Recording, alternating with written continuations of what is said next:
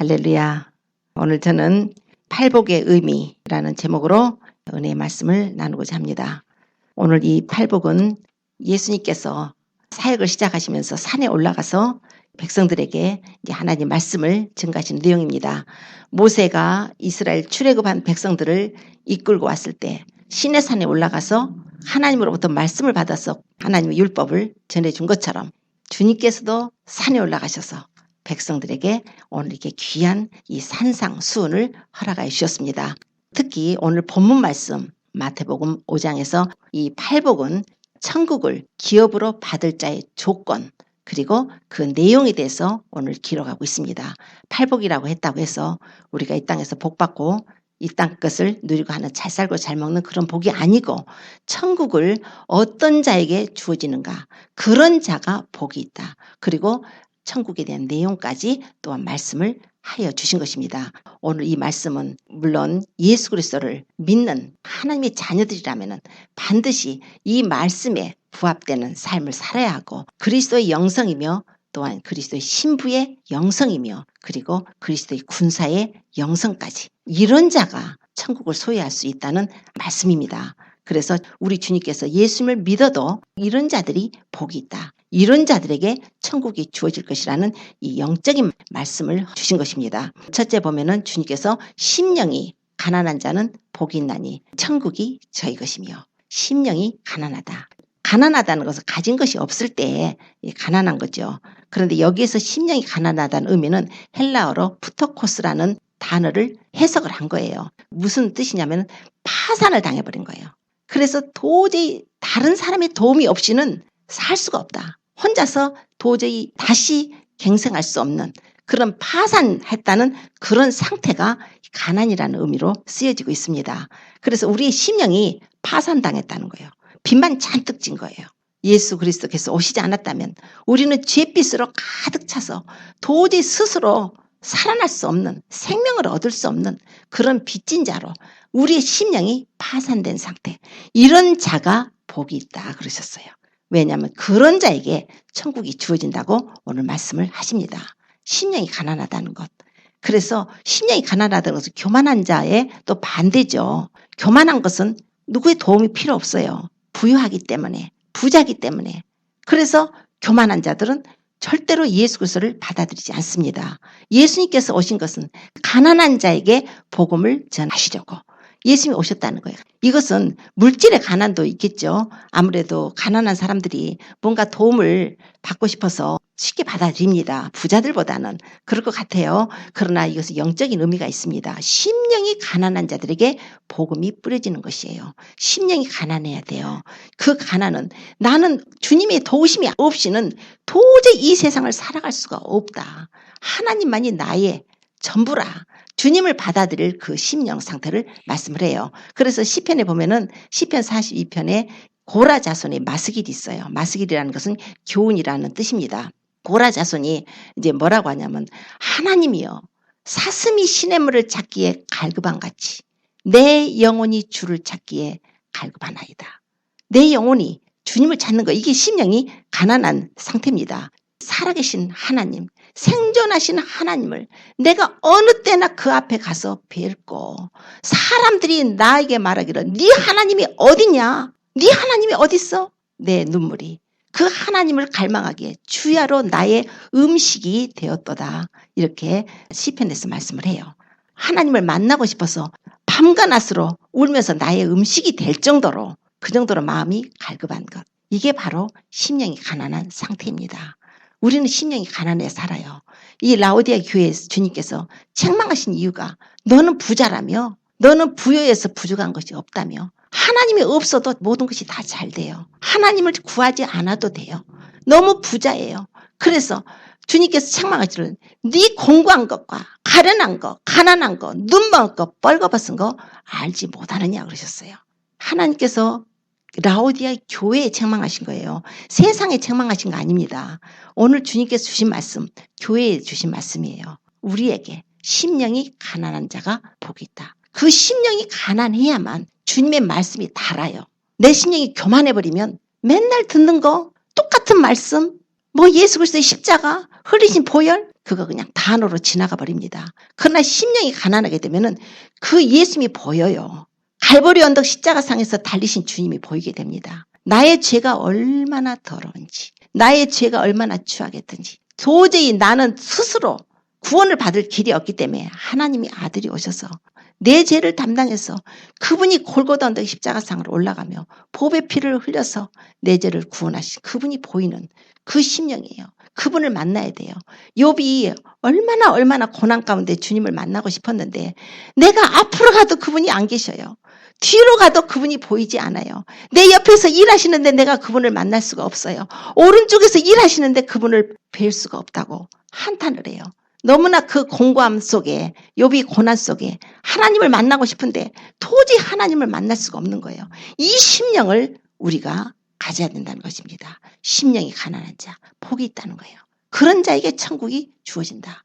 우리 예수님께서는 우리를 위해서 이 세상에 오셨죠. 심령이 가난한 자들, 우리를 위해서 가난한 자들을 부욕케 하시려고 예수님이 이 땅에 오셨습니다. 그래서 고린도후서 8장 9절에는 그리스도 예수의 은혜를 너희가 알거니와 부요하신 자로서 너희를 위해서 가난하게 되시면 그의 가난하심을 인하여 너희로 부요하게 하리 하심이라. 이건 물질만이 아니에요. 영적인 것입니다. 우리가 이 세상의 것을 다 소유를 우리가 가졌어도 내 영혼이 구원받지 못한다면 그건 비참한 거예요. 영혼이 하나님으로부터 떨어지고 천국을 우리가 기업으로 얻지 못한다면 우리는 비참한 인생이 되는 것입니다. 무엇보다도 우리가 천국을 받으려고 노력을 하십시오. 은혜로 받는 것입니다. 그분의 얼굴을 구하십시오.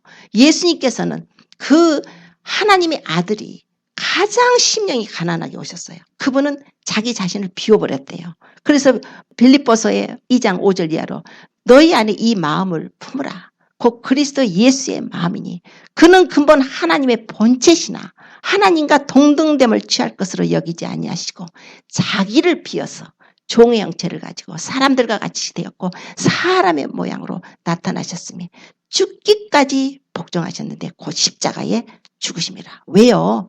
왜 예수님이 십자가에 죽으셨어야 돼요?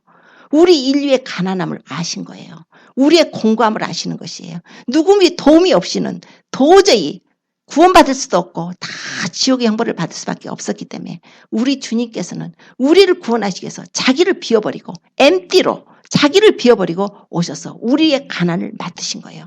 하나님 아버지 앞에 우리 인류의 대표가 되셔서 죄도 짓지 않으신 분이 세례요한한테 가서 죄사함을 얻게 하는 회개의 세례를 그분이 받으셨어요.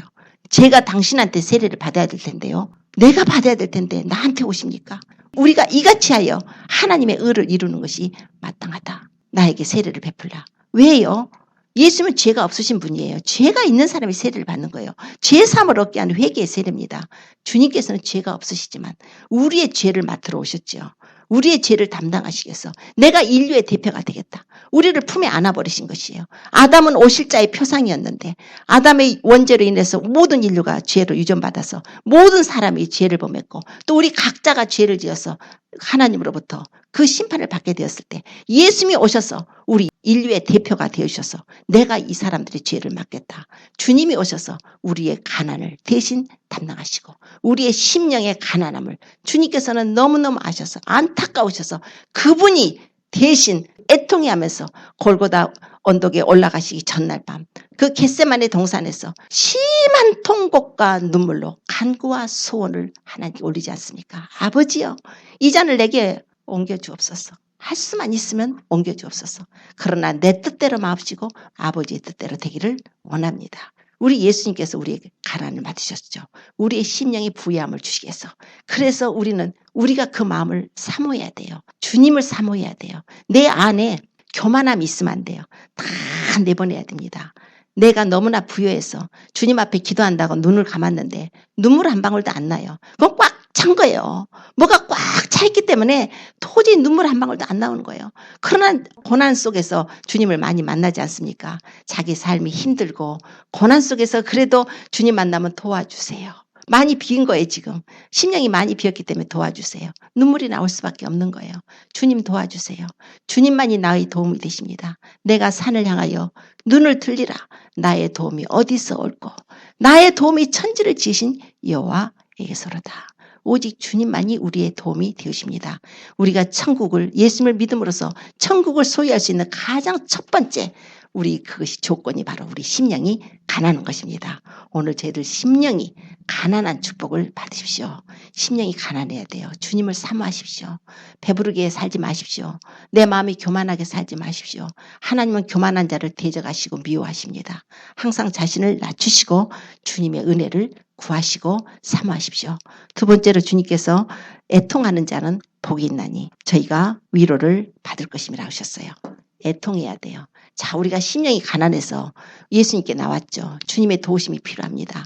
그랬더니 뭐가 보여요? 골고다 언덕 십자가가 보이는 거예요. 주님이 달리신 그 모습이 보여요. 주님께서는 아무 죄도 없으셨잖아요. 아무 죄도 없으신 그분이 달리셔서 나의 죄, 우리 죄, 세상 죄를 지고 가는 하나님의 어린 양으로 그분은 십자가에 못 박히셨습니다. 예루살렘 여자들아, 나를 위해서 울지 말고 너와 네 자녀를 위해서 울으라 그랬어요. 그 여자들이 막 주님 따라오면서 그 십자가를 메고 골고다로 올라가시는 그 모습 속에 여자들이 막 애통해하고 따라올 때 주님께서 나를 위해서 울지 말고 너와 네 자녀를 위하여 울라. 왜 우리가 울어야 되느냐? 우리의 죄 때문이거든요. 우리의 죄가 너무 더럽다는 것을, 우리의 죄가 얼마나 더러운지 아세요? 하나님 앞에 갔을 때 내가 조그마한 죄 하나만 졌어도 그걸로 심판을 받습니다. 큰 죄만, 살인죄만, 간음죄만 심판받는 거 아니에요. 내가 다른 사람한테 거짓말 한 번만 했어도, 내가 누구를 마음으로 미워한 것만 하나 있어도 그걸 회개치 못했다면 심판을 받습니다. 그거 굉장히 무서운 거예요. 내가 남한테 욕 한 번만 했어도 심판을 받아요. 성경이 그렇게 기록을 돼 있어요. 주님이 직접 말씀하셨습니다. 나의 한 그 말이 마지막 날에 너희를 심판할 거라고 하셨어요. 주님이 말씀하신 것이에요. 그러므로 우리는 우리의 죄가 첫째 미워져야죠. 왜냐하면 나의 죄 때문에 아무 죄도 없으신 그분이 대신 고난을 받았단 말이에요.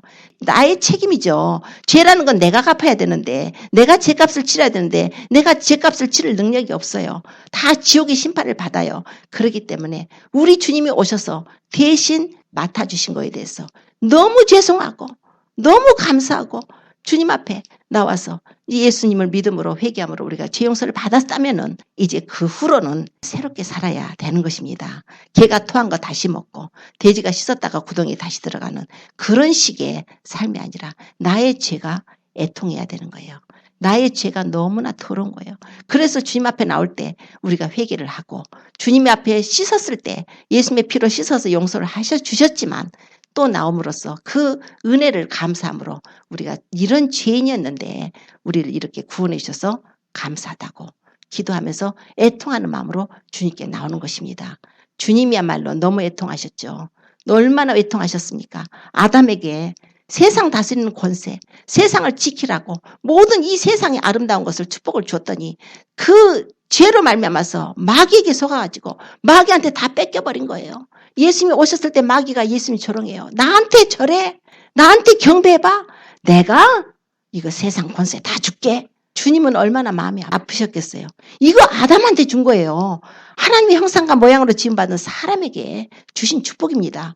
그런데 마귀가 하나님의 아들한테 나한테 절해? 내가 이거 다 줄게. 주님은 끝까지 참으시고 말씀으로 하나님께만 경배하라 하시고 말씀으로 이기시고 주님은 골고다 언덕에 올라가셨어요. 계시록에 보면은 사도 요한이 그 하나님의 보좌 보고 하나님의 오른손에 7봉인 된 책 들고 있는 모습을 봅니다. 그런데 큰 천사가 말을 해요. 이 봉인을 뗄 자가 누구냐는 거예요. 이 책을 떼서 열어볼 자가 누구냐고 하는 거예요. 그런데 하늘 보니까 없어요. 땅에 보니까 없어요. 땅 아래 보니까 없어요. 아무도 없어요. 근데 사도 요한은 이제 그 책이 뭔 줄 알아요. 아, 이거 어떡하지? 아무도 없네. 이거 어떡하지? 막 통곡을 하고 울어요. 애통하는 거예요. 이럴 수가 있는가? 너무 분하다는 거예요. 이야, 이럴 수가 있는가? 이 책을 뗄 분이 있어야 되는데. 그럴 때 일찍 죽임 당한 어린 양, 일찍 죽임 당한 흔적이 있는 우리 예수님이 나타나시죠. 어린 양의 모습으로 나타나시죠. 그분이 오셔서 하나님의 우편에서 책을 받아 들으십니다. 아담이 뺏겨버렸던 거, 이 세상 권리증, 아담이 뺏겨버렸던 거, 그 어느 정한 기한에 그걸 되찾지 못하면 이거는 영원히 마귀 손으로 들어가 버리기 때문에 어느 기한에 이거를 받아야 되는데 아무도 없었는데 그 장로 하나가 나와서 울지 말라. 다윗의 뿌리, 유대 지파의 사자 다윗의 뿌리가 이겼다. 그러더니 그 어린 양 대신 일찍 죽임당한 예수 그리스도께서 나오셔서 그 책을 봉인을 받아 드시고 심판을 하시는 권세를 받으셨죠. 그래가지고 이제 나중에 이제 심판이 계시록에 나오는 것입니다. 애통하는 거예요. 죄에 대해서 애통하는 거예요. 우리를 구원할 구세주가 없었다면 우리는 그 죄로 인해서 전부 지옥의 형벌을 받을 수밖에 없었기 때문에 하나님의 아들이 직접 보좌를 버리시고 낮고 천한 이 땅에 종의 형체를 가지시고 이 세상에 오셔서 그 애통하는 마음으로 우리를 위해서 십자가에 올라가셨습니다. 사람들이 너 하나님의 아들이야? 내려와봐. 하나님의 아들이라며 내려와서 증거하라고 침 뱉고 조롱하고 고갯짓을 하며 얼마나 주님을 비아냥거리고 했어요. 주님이 얼마나 가슴이 아프셨겠어요. 하나님의 아들이 만왕의 왕 하나님이에요. 이 하나님이에요. 성자 예수님이에요. 그분이 인간들 피조물 들인 인간들이 자기를 지으신 창조주를 알아보지 못하고 조롱할 때 우리 주님께 그 통곡 그 가슴 아픔 아버지여 저희를 사하여 주옵소서. 자기가 무슨 일을 하는지 알지 못하나이다. 오히려 기도해 주시고 그분은 골고다 언덕에 올라가서 십자가에서 운명을 하신 것입니다. 애통하는 마음 우리는 그 애통함이 있어야 돼요. 우리는 예수 그리스도를 은혜로 말미암아 믿음으로 구원의 반열에 들어왔습니다. 우리는 들어왔어요. 그래서 우리 죄에 대해서 우리가 애통하면서 다시는 죄를 짓지 않으려고 하고 허물은 있지만 항상 보혈에 의지해서 하나님께 회개하고 우리 자신을 세마포를 씻어야 됩니다. 그런데 아직 그 사실도 알지 못하는 자들이 너무 많은 거예요. 지옥을 떨어져 가고 있는데 주변을 보세요. 지옥에 떨어져 가고 있는 자들이 너무 많은 거예요. 애통한 거예요. 우리는 다른 사람을 위해서도 애통하는 마음을 가져야 됩니다. 세상에 이렇게 죄악이 관영할 수가 있어요. 이렇게 더러울 수가 있어요. 하나님의 교회들이 점점 이렇게 타락하고 부패하고 하나님을 배신할 수가 있어요. 예수님 사랑해서 그분의 십자가에서 법에 불려주셨는데 이제 와서는 예수님만이 길이 아니래요? 예수님만이 진리가 아니래요? 예수님만이 생명이 아니래요? 다른 종교도 구원이 있대요? 이럴 수가 있어요. 우리는 애통해야 돼요. 우리는 교회의 죄에 대해서 애통을 해야 됩니다. 국가적으로 사회적으로 더러운 죄악이 관영하고는 이때에 의로운 심령을 상하면서 우리가 애통해야 돼요. 그런 애통하는 자들에게 하나님의 위로가 있습니다. 예수님께서 애통하는 마음으로 십자가를 올라가셨더니 하나님께서 그를 위로하셨는데 하나님께서 예수님을 높이시되 하늘에 있는 자들 땅에 있는 자들 땅 아래에 있는 모든 자들로 예수님의 이름에 무릎을 꿇게 해버렸어요. 예수 그리스도를 주라 신해서 하나님께 영광을 돌리게 하신 것입니다. 우리 예수님이에요. 하나님 위로가 있습니다. 우리가 이 땅에서 애통하면 애통할수록 나의 죄에 대해서 애통할 뿐만 아니라 다른 사람의 죄에 대해서도 국가의 죄에 대해서도 사회의 죄에 대해서도 몰라서 지옥으로 가고 있는 그들을 위해서도 애통하는 마음으로 우리가 기도를 하게 될 때 그런 자들에게 하나님의 위로가 있는데 어떤 위로가 있어요? 우리가 하늘에 올라갔을 때 정말 그 하나님의 위로 넘치는 위로로 우리를 위해서 예비하신 아름다운 그 천국을 우리에게 소유하게 해주시는 것입니다. 그래서 우리가 애통하는 자가 복이 있다. 저희들은 위로를 받을 것이라고 하신 것이에요. 또 주님 말씀하시기를 세 번째로 온유한 자가 복이 있대요. 온유한 자는 땅을 기업으로 받는다. 야, 온유하다는 건 부드럽고 온화한 성품이죠. 성품이 참 좋은 사람들은 땅을 기업으로 다 받아가고 여기 땅덩어리가 많죠. 그렇게 사십니까? 이것은 땅의 복이 아니라 하늘의 땅입니다. 하늘에 무슨 땅이 있어요? 근데 성경이 있다고 기록하시네요. 하늘에 새 하늘과 새 땅, 새 예루살렘 성. 분명히 하늘에 땅이 있어요. 그래서 예수님께서 떠날 때가 돼서 주님이 십자가에 달려 고난받고 죽으시고 이제 부활하시고 떠날 것을 말씀하실 때 제자들이 근심하니까 너희는 마음에 근심하지 말라. 하나님을 믿으니 또 나를 믿으라. 내 아버지 집에 거할 곳이 많도다. 내가 너희를 위하여 처소를 예비하러 가노니 내가 가서 너희를 위하여 처소를 예비하면 내가 다시 와서 너희를 내게로 영접해서 나 있는 곳에 너희도 있게 하리라. 처소가 있으려면 땅이 있어야겠죠. 아브라함이 참 그렇게 거부였지 않습니까? 거부했는데 아브라함은 동일한 약속을 유업으로 받은 이삭과 야곱으로 더불어 장막에 거했다는 거예요. 빌딩을 지어놓고 거창하게 아름다운 집 지어놓고 산 것이 아니라 대저택을 지어놓고 살만한 그런 거부였어도 장막을 가지고 다니면서 옮겨 다니면서 생활을 했어요. 왜냐하면 하늘에서 하나님께서 자기들을 위해서 자기들에게 성을 지어줄 터를 바랐다는 거예요. 본향에 있는 집을 바라봤다는 것입니다. 그러니까 얼마나 지혜가 있어요. 이 땅에 사는데 하늘에 하나님께서 우리들을 위해서 지어주실 그 성, 하나님이 아키텍처가 되시고 빌더가 되셔서 하나님께서 다 설계하시고 집을 지어서 우리들에게 지어주실 처소를 예배하실 하나님을 바라봤다는 거예요. 온유한 자. 당시 모세는 성경이 기록한 사람 중에서 모세는 온 지면에 있는 사람보다 가장 온유한 자라고 성경이 말씀해요. 얼마나 온유했든지 동생 미리암이나 형 아론이 모세 재혼했을 때 막 뭐라고 해도 그냥 대꾸 한 번도 안 해요. 그냥 묵묵하게 가서 그냥 기도만 하잖아요. 그러니까 하나님이 미리암을 치시는 사건도 있죠. 고라와 다단, 아비람이 막 모세 어게인스트하고 했을 때 그냥 그들은 가서 성막에 가서 회막에 가서 엎드려서 하나님께 기도를 합니다. 모세는 당대의 온유함이 모든 사람보다 지면에 있는 사람보다 승했더라. 그럼 온유가 뭔가? 온유라는 말은 우리가 성품이 부드러운 것만 말씀하는 것이 아닙니다.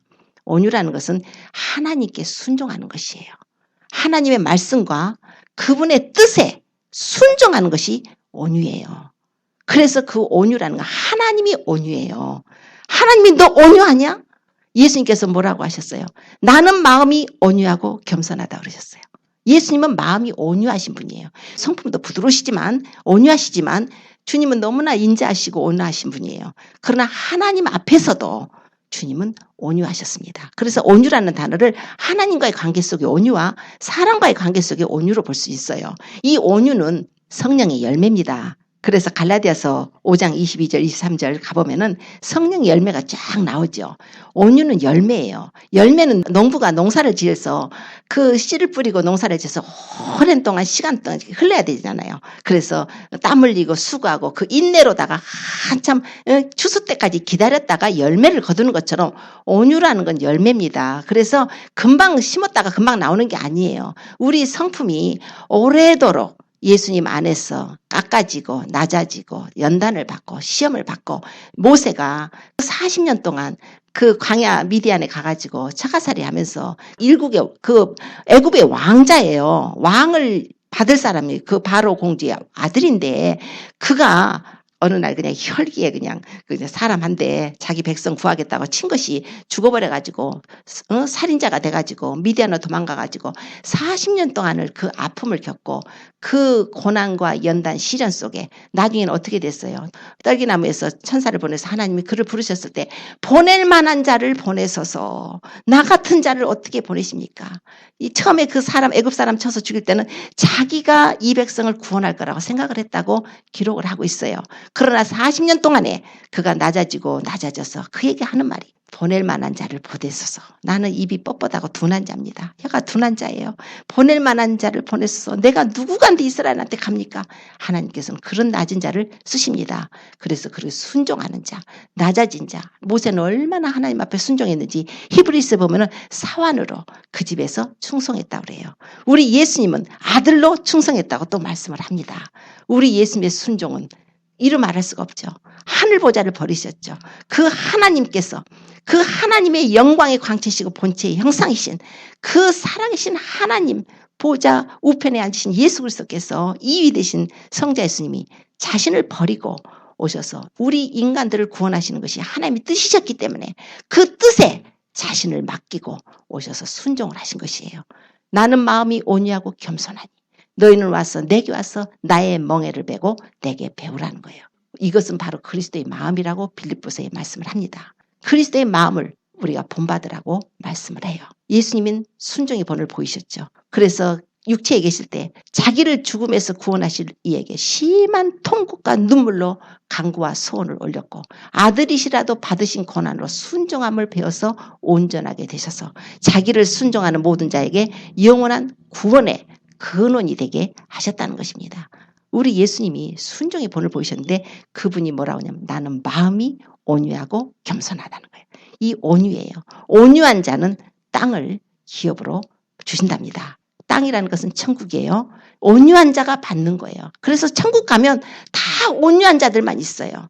천국 가면은 전부 온유한 자들, 쌓아놓은 자들 못 가죠. 이 지상의 동물만 해도 그러잖아요. 양은 온순하니까. 아이고, 그냥 양들 온순해갖고 도저히 못 살 것 같죠. 쌓아놓은 동물에 다 잡아먹힐 것 같지만, 쌓아놓은 동물들은 숫자가 적고, 사자나 호랑이나 이런 건 숫자가 적고, 양은 되게 많아요. 그러니까 목자가 있어서 보호를 받는단 말입니다. 우리가 그런 온유한 마음을 가지면 주님이 우리의 목자가 되어주실 수가 있어요. 쌓아놔가지고 당신 도움 필요 없어요. 나는 혼자 살 거예요. 무신론자들은 그러겠죠. 그러나 또 믿는 자들도 그래요. 나는 당신 도움 조금만 필요해요. 완전히 싫어요. 이건 이 부분은 내가 할 거예요. 그 온유가 좀 안 됐죠. 오랜 세월 동안 연단을 받고 믿음의 연단을 받아서 온전히 맡기고 온전히 순종하고 그분을 의뢰하고 신뢰하고 사는 삶, 사랑하는 삶, 순종이에요. 그런 자, 온유한 자는 땅을 기업으로 받을 것이라. 천국 가시기 위해서는 반드시 온유해야 됩니다. 주님 앞에 순종을 하셔야 돼요. 말씀에 순종하는 삶이 바로 온유의 삶입니다. 그리고 의에 줄이고 목마른 자는 복이 있다고 하셨어요. 저희가 배부를 것입니다. 의라는 것은 죄가 없는 거예요. 의라는 것은 죄가 하나도 없는 거예요. 그런데 우리는 의가 없잖아요. 모든 자가 다 죄인이니까 의는 없나니 하나도 없고 모든 사람이 죄를 범하여서 하나님의 영광에 이르지 못한다고 하셨어요. 또한 죄의 싹은 사망이라고 하셨어요. 이거 어떡하나? 죄를 졌으니 하나님 앞에 갔을 때 사망. 너 여기서는 지금 사형 언도를 받고 사는 사람이지만 거기서는 사형 집행을 당합니다. 예수님이 오신 것은 우리가 영원히 떠나면 예수님을 믿은 사람은 천국으로 가지만 예수님 안 믿는 사람도 하나님의 심판대에 서가지고 이제 어디로 가요? 여기서는 사형 언도지만 거기서 예수님 안 믿는 사람들은 바로 사형 집행장으로 들어가는 거예요. 불못에 던져집니다. 그걸 아시는 주님께서 우리가 그런 연약한 인생인 걸 아시고 우리는 의가 없기 때문에 하나님께서 오셔서 우리의 의가 되어주시려고 예수님이 오셔서 우리의 의가 되어주시려고 예수님을 믿음으로 말미암는 의를 얻게 하셔서 우리가 용서받고 구원받아서 그분의 나라에 들어갈 수 있도록 그래서 배부르게 거기 가서 그냥 하나님의 은혜로 그냥 배부르게 살 수 있도록 그런 은혜를 베푸신다는 것입니다. 의에 줄여야 돼요. 나의 의가 없기 때문에 주님의 의를 사모해야 돼요. 그래서 베드로전서 2장 가보면은 저는 죄를 범치 아니하시고 그 입에 괴사도 없으신데 욕을 받으시되 대신 욕하지 아니하시고 고난을 받으시되 위협하지 아니하시고 오직 공의로 심판하시는 자에게 부탁하시며 친히 나무에 달려 그 몸으로 우리 죄를 담당하셨으니 우리로 죄에 대하여 죽고 의에 대하여 살게 하려 하심이라. 예수님이 우리의 의가 되어주십니다. 예수님께서는 그가 찔림은 우리의 허물을 인함이요 그가 상함은 우리의 죄악을 인함이에요. 예수님께서 우리 죄악을 담당을 하셨습니다. 예수님을 믿음으로 우리는 믿음으로 구원을 받고 믿음의 의로움을 얻습니다. 그래서 의가 우리가 필요해요. 우리의 의가 아니에요. 우리 천국 가는 거 예수 믿고 구원받는 거 우리의 의가 아닙니다. 우리의 의는 사람의 의는 큰 더러운 옷 같다고 성경이 말씀을 해요. 내가 아무리 행위로 의로움을 얻으려고 한다 해도 나의 의로움은 없는 거예요. 오직 주님의 은혜로 그분의 은혜를 삼아고 그분의 의로움을 입고 가는 것입니다. 그러니 그 의로움을 뺏기지 않으려고 우리가 그분의 은혜를 받으려고 얼마나 우리가 의에 줄이고 목이 말라야겠어요. 예수님께서 말씀하신 나는 생명의 떡이라 누구든지 내게 오는 자는 줄이지 아니할 것이고 나를 믿는 자는 영원히 목마르지 아니하리라. 주님한테 가야 그분의 의로움을 얻어서 우리가 배부르게 생명의 떡을 먹고 배부르게 우리가 살 수가 있습니다. 천국에 가면 우리가 배부르게 살아요. 배고픈 사람들 지금 얼마나 가난한 데서 굶고 죽는 사람이 그렇게 많다는데 천국 가면 예수 믿고 천국 가면 거기서는 배가 고프지 않죠. 주님이 완전한 의로움. 이 땅에 사는 동안에도 배고프지 않대요. 주님께서 성령으로 말미암아서 우리에게 의로움이 되어 주셔서 풍성한 은혜를 또 베풀어 주십니다. 우리는 그 의로움을 목말라 하고 그래서 줄이고 목마른 자, 의에 줄이고 목말라서 내가 의가 없기 때문에 주님의 의를 옷 입고자 주님께 나오는 자가 복된 자라는 거예요. 그런 자에게 배부른 축복을 허락하여 주신답니다. 또 이제 긍휼히 여기는 자는 복이 있나니 저희가 긍휼히 여김을 받을 것이라고 또 5번째 말씀을 합니다. 긍휼이에요. 긍휼이라는 건 남을 불쌍하게 여기고 동정하는 거죠. 불쌍하게 여기고 동정하는 정도가 아니라 그 사람의 고통에 함께 이해하고 괴로워하고 돌봐주는 것까지가 긍휼입니다. 선한 사마리안 비유를 주님이 들으시면서 그 한 사람이 여리고로 내려가다가 강도를 만나서 아주 다 가진 거 뺏기고 옷도 벗기고 그냥 다 두들겨 맞아갖고 피투성이가 돼가지고 죽어가고 있을 때 제사장 레위인 다 피해갔지만 선한 사마리아인 여행 중이었던 그 사마리아인이 가서 포도주를 부어서 기름을 발라서 그리고 상처를 쌈에 주갖고 주막으로 데리고 가서 거기서 돌봐주다가 주막 주인한테 돈을 주고서 부비가 더 들면 내가 돌아올 때 갚겠다. 그게 바로 예수님이셔요. 예수님이 여행 중이시죠. 이 땅에 여행하셨을 때에 예수님께서 여행하실 때 선한 사마리아인을 비유로 말씀하신 것입니다. 이 세상의 종교라든가 이 세상의 어떤 그런 재래의식으로 우리가 구원받는 게 아니에요. 제사장이나 레위인 그래도 되는 게 아니라 오직 예수님 선한 사마리아인 같이 오셔서 그들은 천대하고 멸시했지만 주님으로 말미암아서 우리가 구원을 받고 포도주로 부어주시잖아요. 주님의 보혈로 덮어주셨죠. 성령의 기름을 발라주셨죠. 교회로 우리를 인도하셨죠. 거기에서 우리가 돌보심을 받고 주님이 떠났다가 다시 오신 재림까지 그게 말씀을 하고 있는 거예요. 이게 바로 선한 사마리안으로 비유를 하시면서 긍휼히 여기는 자가 복이 있다고 하신 것이에요. 긍휼이에요. 하나님께서는 우리를 긍휼히 여기셨기 때문에 하나님의 아들이 오신 것입니다. 그래서 너희도 긍휼히 여기라는 거예요. 다른 사람을 긍휼히 여기라는 거예요. 그런데 야고보서 2장 13절에는 그러면 긍휼하게 남을 여기지 않으면 어떻게 해요? 긍휼을 행하지 아니하는다는 긍휼 없는 심판이 있다고 그랬어요. 긍휼은 심판을 이기고 자랑한답니다. 내가 다른 사람을 긍휼히 여기지 않으면 심판을 받는다고 주님 말씀하셨어요. 무엇에 대해서 긍휼해야 돼요? 불쌍한 사람들, 가난한 사람들, 물론 그렇죠. 우리 육적인 것으로도 그들의 긍휼히 여겨야 됩니다. 그러나 더 중요한 것은 영혼이에요. 그들의 영혼이에요. 이 땅에 사는 것은 잠시지만 그들의 영혼이 지옥을 가는데 그거를 불쌍히 여기지 않고 긍휼히 여기지 않고 저 사람이 오늘 나하고 만났는데 내가 그걸 복음으로 안 전했단 말이에요.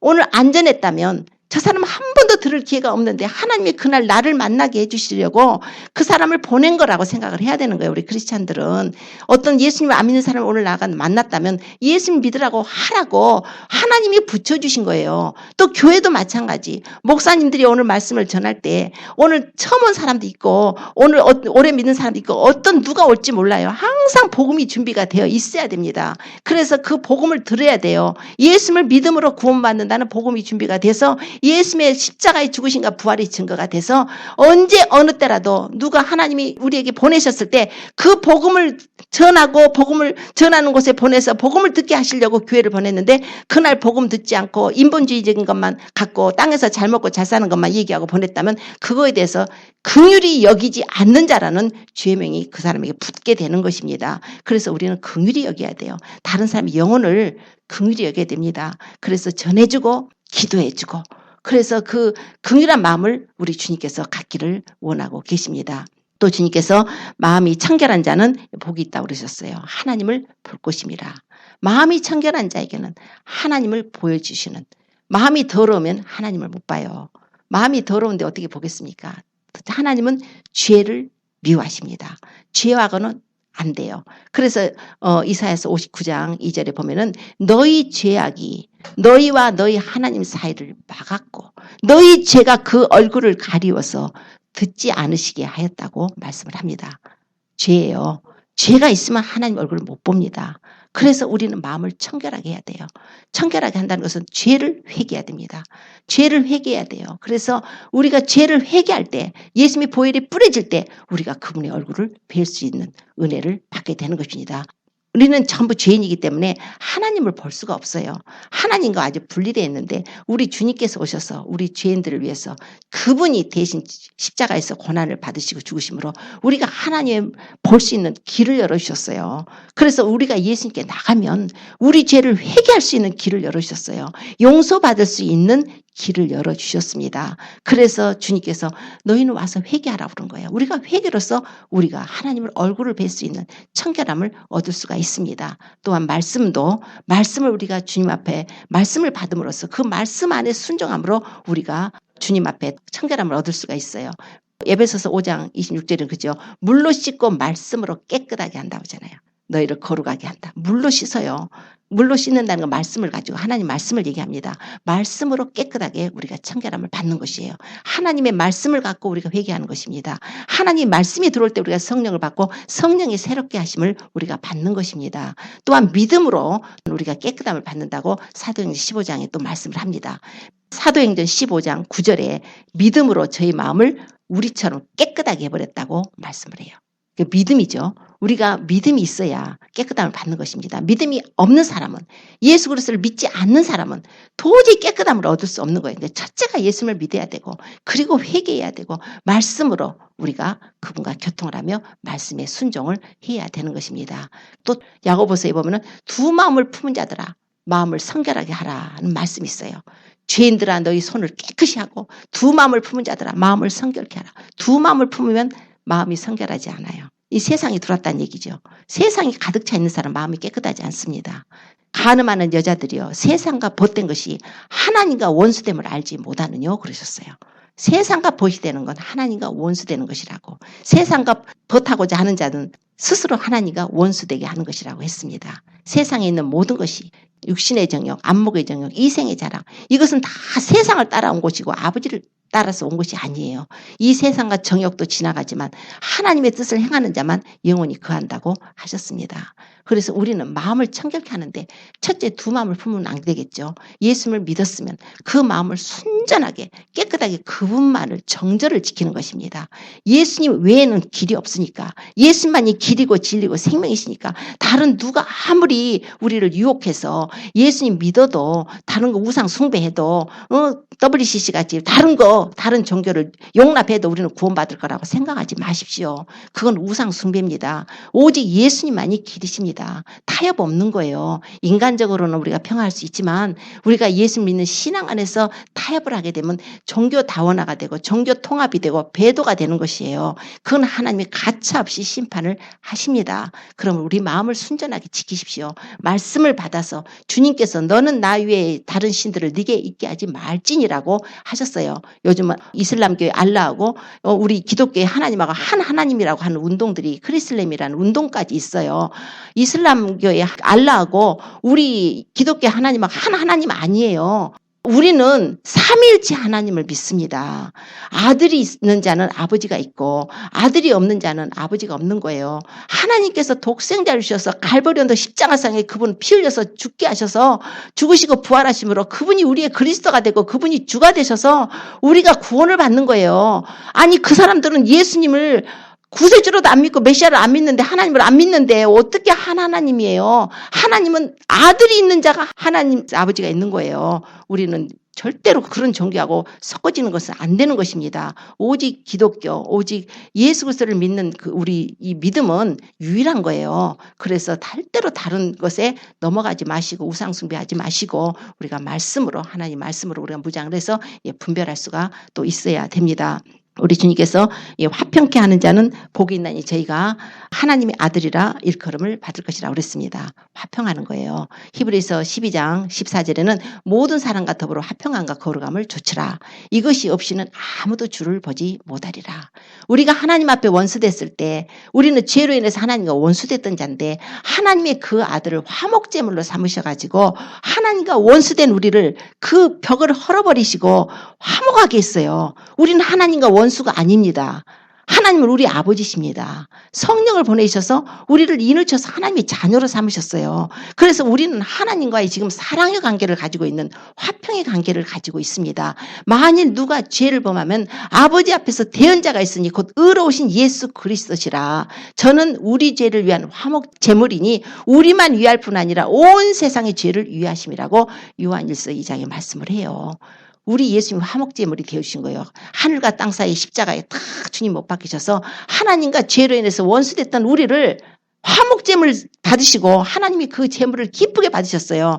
우리 예수님께서 6월절 어린 양 그리스도께서 희생이 되셨다고 하셨고 우리 예수님께서는 자기 자신을 하나님 앞에 받으실 만한 향기로운 제물로 생축으로 하나님께 드리셨다고 말씀을 해요. 그래서 예수님이 그 제물 되심으로 우리 하나님께서 우리의 죄값을 대신해서 대속제물을 기쁘게 받으셔서 하늘의 참성소와 장막에 우리 예수님이 그 제물을 대제사장으로서 또 제물을 올려드려서 우리 죄가 용서를 받게 받게 된 것입니다. 하나님과 화목됐어요. 그런데 이제 우리도 그렇고 화평함을 받았다면 화평케 하는 자 너희가 하나님의 아들이라 일컬음을 받을 것이라고 말씀을 해요. 그런데 어떻게 화평케 합니까? 피스메이커인데 우리가 가는 데마다 화평케 하라는 거예요. 물론 하나님과 우리 사이는 화평합니다. 예수님을 믿었기 때문에. 그러면 다른 사람들은요? 다른 사람들은 화평하지 않아요. 예수님을 안 믿는 사람은, 예수님의 피가 뿌려지지 않은 사람은 하나님과 원수예요. 하나님의 미워하심을 받고 심판을 받습니다. 그 아들을 믿는 자는 심판을 받지 않는 거지만 하나님의 독생자를 믿지 않으면 벌써 이 땅에서 심판을 받는 거라는 거예요. 하나님이 세상을 이처럼 사랑하셔서 독생자를 주셔서 누구든지 저를 믿는 자마다 멸망치 않고 영생을 얻게 하려고 하나님의 아들을 보내셨는데 그 아들을 멸시하고 하나님을 멸시하고 예수 그리스도를 구주로 영접하지 않으면 심판이에요. 화평이 아닙니다. 원수죠. 그래서 우리에게는 어떤 직책을 주셨는가? 바로 하나님 앞에 우리가 그 직책을 받았어요. 화목케 하는 직분. 그래서 고린도후서 5장 18절에 보면은 바울 사도 그래요. 하나님께서 그리스도로 말미암아 우리를 화목하게 해주셨는데 우리 또한 그 화목케 하는 직책을 받았다는 거예요. 놀랍지 않습니까? 우리가 바로 화목케 하는 직분을 받았어요. 누구하고? 하나님과 화목하게 시키는. 그래서 예수님이 제자들을 보내서 각 집마다 들어가면서 그 집에 평안을 빌어주래요. 평안할지어다. 그래서 그 집이 합당하면 평안이 임할 것이지만 그 평안을 받지 않으면 우리 그 평안이 빌은 평안이 우리에게 돌아온다는 거예요. 평안이 복음이에요. 우리가 예수님을 전하는 것은 평안의 복음입니다. 왜요? 하나님과 화평을 누리라는 거예요. 하나님과 원수됐던 너희 이런 상태로다가 하나님 앞에 우리 영혼이 떠나서 가면 완전히 심판을 받고 지옥의 형벌을 영원히 받을 수밖에 없으니까 하나님께서 화평의 복음, 우리에게 평안의 복음. 그래서 너희를 화평케 하는 자가 복이 있다. 하나님의 아들이라 일컬음을 받을 것이라. 우리는 하나님의 자녀들입니다. 화평케 해야 돼요. 다른 사람들에게 화평케 하는. 우리 주님은 화평케 하시기 위해서 자신을 그렇게 희생을 하셨고 주님의 제자들 다른 사람들과 하나님 앞에 그 화목케 하는 해주려고 그 직분을 맡아가지고 다니면서 자기 피를 뿌리고 순교하고 그래가지고 하나님 앞에 그 사람 믿지 않는 자들 돌아오게 해서 화목케 하는 직분을 감당한 것입니다. 이제 우리가 그 직분을 들으셨어요? 오늘 들으셨습니다. 오늘 들으신 분들은 분명히 우리는 다른 사람에게 화목하게 하는 직분을 받았다는 걸 아시고 반드시 전하십시오. 우리가 할 수 있는 주님 사랑해서 하는 거예요. 주님이 너 안 하면 죽여. 협박하고 이러시는 분이 아니에요. 그분을 사랑한다면 그분의 은혜를 안다면 다른 영혼들도 불쌍하게 여겨줘야 되는 거예요. 우리만 행복하랍니까? 우리만 천국 가서 우리만 영원토록 그 생명나무 과일 따먹고 생명수 마시고 황금길을 걷고 그 아름다운 곳에서 영원히 주님하고만 우리하고만 살라고 그 비밀을 그냥 꼭꼭 감춰놓지 마시고 그냥 그 비밀을 털어놓으십시오. 사실 나 이런 비밀이 있는데 나 하나님 만났어. 예수님 만났어. 예수님 만나서 내가 너무나 이제 평화스럽고 예수님 만나서 내가 생명을 얻어서 나는 천국을 받았고 하나님의 자녀고 그 비밀을 털어놓으십시오. 이게 바로 화평을 맡은 자. 화평케 하는 자, 바로 우리가 화목케 하는 직분을 받은 자. 이렇게 이해를 하시면 되겠습니다. 그래서 마지막으로 이제 의를 위하여 핍박을 받는 자는 복이 있나니 천국이 저희 것입니다. 의를 위해서 핍박을 받는 것은 따라다닙니다. 우리 예수님께서 그러셨죠. 누가 너희를 미워하면은 너희보다 먼저 나를 미워한 줄 알라. 너희가 세상에 속했더라면 세상이 자기 것을 사랑할 터지만 너희는 세상에 속한 자가 아니요. 세상에서 도리어 나의 택함을 받은 자인 거므로 세상이 너희를 미워한다고 요한복음 15장에 말씀을 해요. 16장에 또 가서 보면 주님께서 너희가 세상에서는 환난을 당하나 담대하라. 내가 세상을 이겼노라. 이런 핍박을 우리는 안 당하고 살고 있지만 이제 머지않아 곧 가까운 장래에 곧 이제 크리스찬들에 대한 핍박이 이 땅에 있어질 것입니다. 온 세상에 있게 될 것입니다. 미국만이 아니고 한국만이 아니고 그 날은 주님께서 온 세상에 임하는 시험이라고 그러셨고 계시록을 읽어보면은 그때 성도의 권세가 다 깨어져 버린대요. 성도의 권세가 다 깨어졌다는 것은 이 땅에 성도가 없다는 거예요. 우리가 성도입니까? 그러면 그때에 없다는 거예요. 어떻게 되고요? 죽었다는 거죠. 아니면 주님의 은혜로 미리 휴거됐거나 이런 상태예요. 왜냐하면 예수님께서 이 세상에 교회를 세우셨고 성령이 오셔서 교회를 세우셨고 이 교회 시대가 끝나면 교회는 하늘로 올라갑니다. 그래서 휴거 사건, 예수님이 공중강림하실 때 교회가 들림을 받는다고 이렇게 믿고 있습니다. 그러면 교회가 올라가는 거예요. 그러게 되면 성령이 함께 철수하셔요. 지금은 성령께서 누르고 계십니다. 지금 불법의 비밀이 이미 활동해서 지금 악한 일들이 막 일어나고 막 모든 것이 계시록에 예언된 모든 예언들이 다 이루어지게끔 모든 것이 다 준비가 되어 있지만 아직까지 이렇게 강압적으로 하지 않는 것은 하나님의 교회가 있기 때문에 그렇습니다. 이 교회가 이제 성령께서 어느 날 우리 교회를 데리고 주님이 나팔소리 날 때 교회를 데리고 올라가시게 되면은 이 땅에서는 대환란 7년이라는 대환란이 있습니다.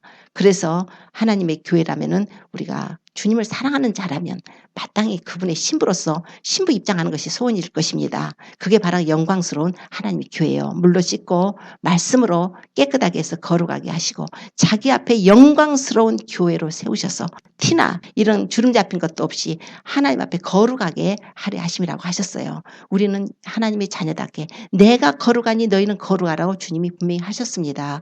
그래서 우리는 거룩해야 돼요. 주님 앞에 성결하게 살고 경건하게 살고 하나님을 사랑하고 믿음으로 우리가 살아야 됩니다. 그런데 주님께서 그렇게 살려고 하면 세상으로부터 우리가 핍박이 있을 것을 말씀을 하셨어요. 지금도 평안한 시대에도 우리가 예수님 올바로 믿고 올바로 증거하고 올바로 말씀을 전하고 올바로 전도하면 욕을 먹습니다. 그래서 극단적이라는 표현을 해가면서 사람들이 욕을 해요. 핍박을 해요. 그걸 감사하게 받으십시오. 그런 자는 천국이 그런 자의 것이라고 하셨어요. 복이 있다고 하셨어요. 나를 인해서 너희를 핍박하고 욕하고 거짓으로 거스려 모든 악한 말을 할 때는 기뻐하고 즐거워하라. 하늘에서 너희 상이 큼이라고 그러셨어요. 너희 전에 있던 선지자들을 이렇게 핍박하였다는 것입니다. 우리가 예수님을 믿고 가정 안에서 혹시 핍박을 받은 분 계십니까? 기뻐하고 즐거워하십시오. 그것은 상입니다. 주님 앞에 가면 하나님께서 반짝반짝 빛나는 별처럼 우리에게 아름다운 모습으로 보여주게 하실 것입니다. 뿐만 아니라 가정뿐이 아니라 이웃과 주변에서 예수님을 전하다가 핍박을 받고 좀 조롱당하고 롯도 그랬잖아요. 사이들한테 조롱당하지 않습니까? 젊은 사이들이 그 롯한테 조롱하는 거 보세요. 아주 용감으로 여겼다는 거잖아요. 여보게 이거 하나님이 이제 심판하네. 소돔 땅 빨리 떠나세. 가자. 했을 때 그들은 농담으로 여겼대요. 그러니까 이 세상 사람들은 농담으로 받습니다. 그러나 그럴지라도 우리는 때를 얻든지 못 얻든지 전해줘야 되는 거예요. 이제 적그리스도가 등장을 할 것이고 이제 종말은 이제 다가오게 되고 주님의 재림하십니다.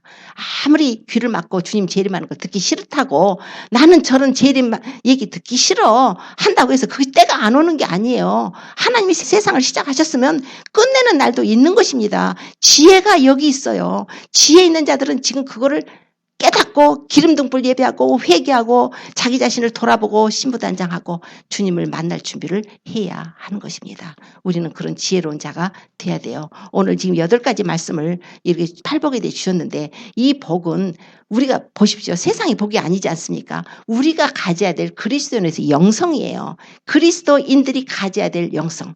하나님의 자녀가 되고 그리고 하나님의 자녀가 됐지만 이제는 그리스도의 신부가 돼야 되고 또 그리스도의 신부면서도 그리스도의 군사까지 죽으면 죽으리라 에스더같이 죽으면 죽으리라 하는 각오까지 의를 위해서 핍박을 받는 것까지 주님의 말씀을 하신 것입니다. 그 나라를 위해서 우리가 고난을 받게 되면 복 있는 자예요. 하나님께서 기뻐하고 즐거워하라 하셨습니다. 그 나라를 위해서 고난 받는 것을 두려워하지 마십시오. 그냥 그런 일이 있게 될지라도 우리는 담대하게 믿음으로 나 자신을 포기하면 됩니다. 주님을 사랑하면 됩니다. 우리가 주님 안에 들어가면 돼요. 주님은 우리를 위해서 자신을 내어주셨습니다. 우리는 그 나라를 위해서 우리가 그런 각오로 주님을 사랑하고 믿음으로 각오로 살게 되면 주님이 오실 때 나팔소리를 들려주시고 그래서 주님께서 교회를 데리러 오실 때 우리가 다 주님의 그 음성을 듣고 우리 이름으로 또 올라가게 될 것입니다. 그러나 혹시 또 남게 되시는 분들도 낭망하지 마시고 만약에 누가 남게 될지 모르지만 하나님께서 우리를 안 데려가셨다고 좌절하고 이제 하나님 안 믿어 그러시지 말고 그 세컨 찬스가 있는 거예요. 하나님 앞에 믿음을 지키고 절대로 그 적그리스도 표 짐승의 표 받지 말고 우상에게 절하지 말고 하나님만 바라보고 하나님의 은혜를 구하면 그런 사람들도 구원을 받습니다. 그래가지고 다 같이 모여서 공중에서 이제 혼인잔치 다 끝내고 이 지상에 주님이 땅에 재림하실 때 그런 사람들도 다 데리고 오십니다. 오셔서 1000년 동안 왕노릇하게 하실 때 철장을 가지고 다스리는 권세로, 만국을 다스리는 권세로 함께 동참해 주시는 것입니다. 그러므로 믿음으로 우리는 이제 자신을 단장해서 말씀하고 기도, 말씀 많이 읽으시고 말씀대로 살려 하고 말씀하고 교통을 하십시오. 그리고 기도도 많이 하셔야 됩니다. 지금 기도하지 않은 사람은 쓰러져요. 기도하지 않은 사람은 시험 듭니다. 그건 틀림없어요. 내 자신이 지금 혹시 시험에 드는 사람이 있다면 기도가 부족했다고 생각을 하십시오. 그거는 나 자신 스스로가 절대로 이길 수 있는 문제가 아니에요. 주님의 도우심이 필요합니다. 그래서 기도를 많이 하셔야 돼요. 기도와 말씀을 병행하고 또 다른 사람을 위해서 중보해주고 또 사랑도 행하고 또 선한 일도 하는 것입니다. 오늘 말씀대로 말씀 들은 대로 우리가 우리 삶에 적용해서 살게 되면 정말 하나님의 은혜가 임해서 우리가 넉넉하게 그의 나라를 들어가게 하실 뿐만 아니라 그리스도 신부로 이렇게 단장이 되어서 깨끗한 빛나고 깨끗한 세마포를 어느 틈에 있게 돼서 주님이 언제든지 오실 때 우리가 아멘 주 예수여 오시옵소서 하는 그런 믿음의 신앙 고백한 게 그분의 은혜에 동참하게 될 것입니다. 이런 축복을 받아 누리시는 저와 우리 모두 성도님이 되시기를 예수님을 축원합니다. 기도드리겠습니다.